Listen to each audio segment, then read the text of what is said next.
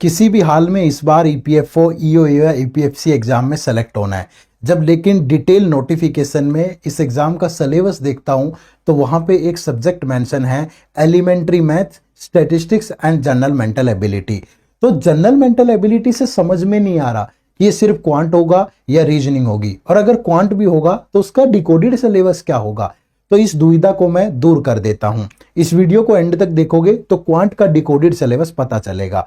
शुरू करते हैं। लेकिन सबसे पहले यह समझ लीजिए कि ये जो जनरल मेंटल एबिलिटी है ये क्वांट और रीजनिंग है या अलग अलग है। तो दोनों एक ही है भाई। क्वांट के क्वेश्चन भी हो सकते हैं, रीजनिंग के भी हो सकते हैं, लेकिन रीजनिंग के क्वेश्चन 2-3 ही होंगे जितना हम पास्ट ईयर पेपर का एनालिसिस करें, और क्वांट के क्वेश्चन 10 से 12 होंगे। तो यानी कि टोटल 10 to 12 क्वेश्चन होंगे, और ये आपकी सिलेक्शन में बड़ा अहम रोल अदा करेंगे।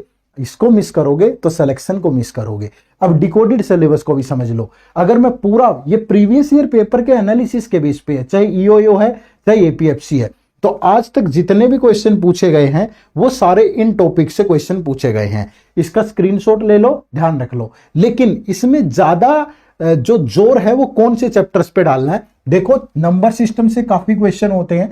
उसके बाद अगर मैं बात करूं यहां पे मेंसुरेशन से काफी क्वेश्चन होते हैं। किसी एक एग्जाम में ईओ या एपीएफसी में मेंसुरेशन के 4-5 क्वेश्चन भी मिल जाएंगे आपको।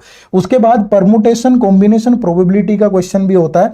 लास्ट ईयर हमने basic of trigonometry, height and distance का भी एक आध क्वेश्चन देखा, ज्यादा नहीं है, ठीक है। और इसके अलावा जो ये बाकी के टॉपिक है ना, किसी से एक क्वेश्चन, किसी से किसी साल पूछा गया, किसी से किसी साल पूछा गया। तो अगर मैं नॉर्मली फिर भी इनको फिल्टर करूं तो आप यहां पे परसेंटेज, रेशियो, उसके बाद प्रॉफिट एंड लॉस, उसके बाद time and work, time speed distance, जो ये टॉपिक मैंने यहां पे टिक मार्क किए हैं, इन पे ज्यादा स्ट्रेस डालना, बाकियों पे कम डाल सकते हो। एलसीएम, एचसीएफ वगैरह में अगर बेसिक वाला पार्ट भी पता होगा तो चलेगा। सिंप्लीफिकेशन में जैसे basic quadratic equation, nature of root वगैरह पे एक आध क्वेश्चन लास्ट पेपर में था 2023 वाले में।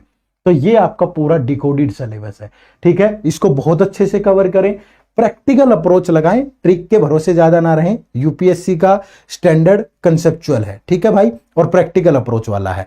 और अगर आप इन टॉपिक्स पे बेस्ड इंपॉर्टेंट एमसीक्यूज कवर करना चाहते हैं तो हम आपके लिए हर संडे शाम को 4 बजे एक लेक्चर लेकर के आते हैं हमारी अभ्यास सीरीज के अंतर्गत। तो इस लेक्चर से भी जरूर जुड़े, ये हमारी एक स्पेशल सीरीज चल रही है। इसके लिए इस चैनल को सब्सक्राइब कर लें, वीडियोस का इंतजार करें। अगली मुलाकात वीडियो में होगी। आप सबका बहुत बहुत शुक्रिया। Thank you very much. जय हिंद, जय भारत।